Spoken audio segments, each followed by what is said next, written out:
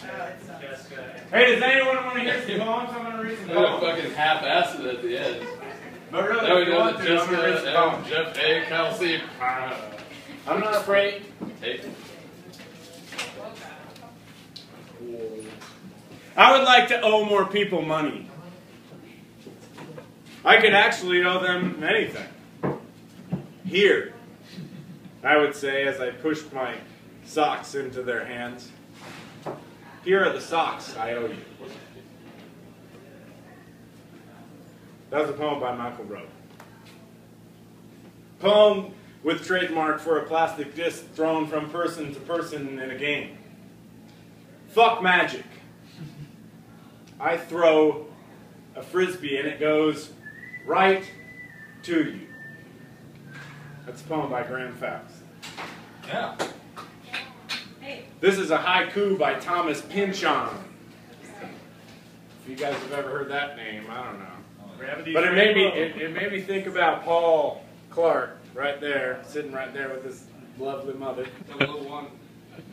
This is a haiku, and it made me think of Paul right when I read it. I grabbed this right out of Gravity's Rainbow, actually. So this haiku by Thomas Pynchon goes, "The lover leaps in the volcano.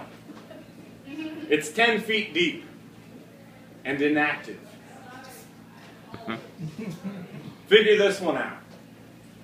Take this hammer and give it to the captain. In case of sleep," this is a poem by my really good friend Amy Diath, which is an actual last name. She's from England. She's getting her PhD in Vancouver, and her last name is spelled D-E apostrophe capital A-T-H. So it's death. And I'm like, that's not real, Amy. But apparently it's a real sort of name. Amy Diath. Amy Diath. This is called In Case of Sleep. Sitting on a retro toilet that once belonged to Gina Davis, I stand for what I pee. A mighty maze speaks Olivia through its annals, and look, her apology implodes. I came to see you to tell you that the weather is finally listening. When your chest bleats into the cul-de-sac, but dining into the human species and their revolving loopholes, all I hear is your blood, and see it flooding out on a doubly romantic dream of mine, which the poets say is beautiful, but is really glamorous and tiring. See ya. Sleeping with my childhood wardrobe in a garden center, responsibly and respectfully sharing my angst with the lobelia. I might recline like a cat, but I wouldn't sell my wares openly. I wouldn't want to be that Mercury cat, memory cat, with the power to die, the power to be put back on my feet. I came to see you'd been eaten by tar sands, and cat didn't exist. What kind of country is this? What did you say? I missed that. I missed that cat. Is Miss Death involved with anyone? I don't know. I mean, like, she's here or there. She's wonderful, though. She's beautiful and wonderful. This is called a Buddy Poppy for Mike. Mikey. A Buddy Poppy for Mike. Words, lines, face. Feign, trace, strange. Rain, pain, end.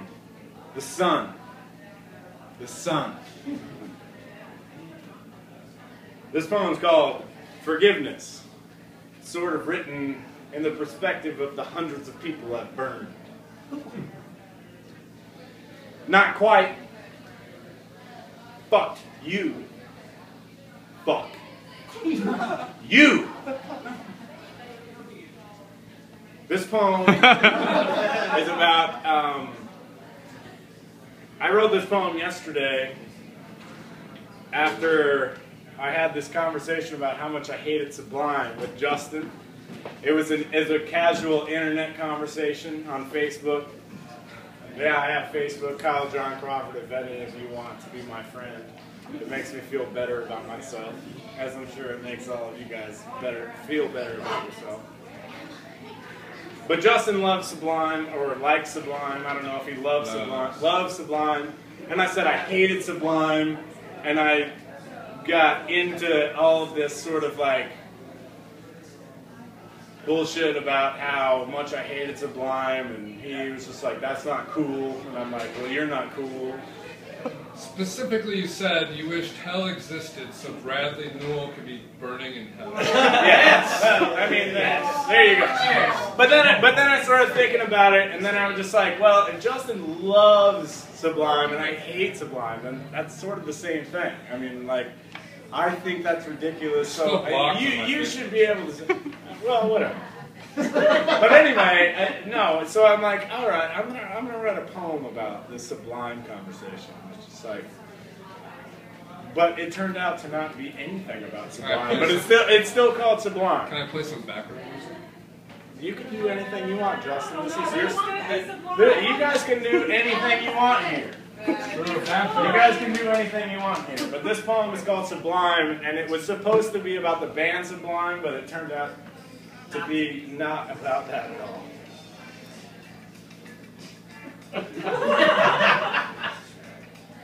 Sublime. No one believes in my name, for a son or for a daughter. 1 June, California had hair down to her little knees. One lone Katie did don the deluge. Dance to my blinking, lights me up some rubbin' tug. Dance to hands rammed, dance. I squeezed my voice a totter. Believe. Cue my sheets nasty, you. I believed in you, monsoon's doom, dreams teal. That's it? So yeah, that was Sublime. Yeah, I don't know. The title is Sublime. The song's way longer. So the next two poems, when I moved to Boise, Idaho for graduate school, I met this guy right here, Daniel Clausen. He's a new PhD student at UNL. He's a wonderful man. You should meet him. He lives in Lincoln now. But what do you think about Lincoln? It's nice. It's sort of like Boise. Just like everybody who asks me, how's Boise? I'm like, well, it's sort of like Lincoln. That's either here. So the next two poems that I'm going to read are sort of like post-traumatic events that happened in my life, and I'm sort of like trying to figure them out. Hi, Justin Flowers. I used to live with this guy for a year. What happened? And then, I don't know, I couldn't stand him. You moved to a mansion. I moved to a mansion. Had maid quarters and everything. But, so, for the first couple years living in Boise, I would have these mental breakdowns. I don't know. You guys would move away from places that you love. Not places, but people that you love. You miss them. And especially if you have any sort of mental illness, you're really messed up because of that.